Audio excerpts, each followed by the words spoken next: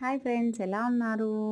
నేను ఉప్మా ఎలా చేస్తున్నానో చూపిస్తున్నాను నా స్టైల్‌లో. నేను కొంచెం బాండీలో ఘీ ఏసుకొని ముందుగా ఉప్మాని రోస్ట్ చేసి, అదే బాండీలో కొంచెం ఆయిల్ ఏసి, పల్లీలు రోస్ట్ చేసి పక్కన పెట్టుకుంటున్నాను. అదే ఆయిల్‌లో కొంచెం పోపిత్తలు దినుసులేసి రోస్ట్ చేసుకుంటున్నాను ఫ్రెండ్స్. మంచిగా రోస్ట్ చేసుకున్న తర్వాత కట్ చేసుకున్న వెజిటేబుల్స్ అన్నీ అందులో వేసి ఒక 2 ఆర్ 3 మినిట్స్ మంచిగా రోస్ట్ చేసుకుంటున్నాననమాట.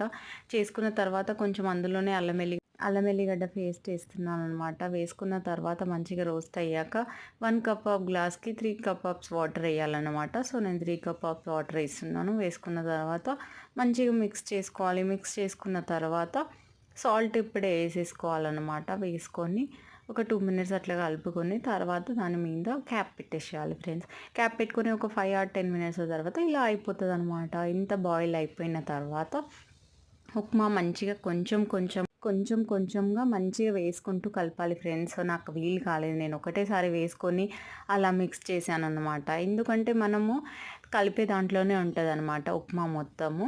సో, మంచిగా దానికి కొంచెం వేసుకుంటూ కలుపుకుంటే చాలా అంటే చాలా బాగుంటుంది. సో, మంచిగా ఇట్లా మిక్స్ చేసుకున్న తర్వాత కంపల్సరీ ఒక 5 ఆర్ 10 మినిట్స్ కలుపుతూనే ఉండాలన్నమాట. ఎంత కలిపితే అంత బాగుంటుంది.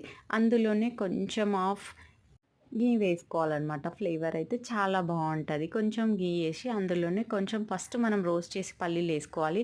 పల్లీలు తర్వాత వేస్తేనే బాగుంటుంది ముందు కంటే. తర్వాత కొంచెం మనం కట్ చేసి పెట్టుకున్న కొత్తిమీర ఆర్ పుదీనా వేసుకొని ఒక 2 మినిట్స్ అలా క్యాప్ పెట్టాలి. ఓపెన్ చేస్తే చాలా బాగుంటుంది ఫ్రెండ్స్. యమ్మీ ఉప్మా రెడీ అయిపోతుంది.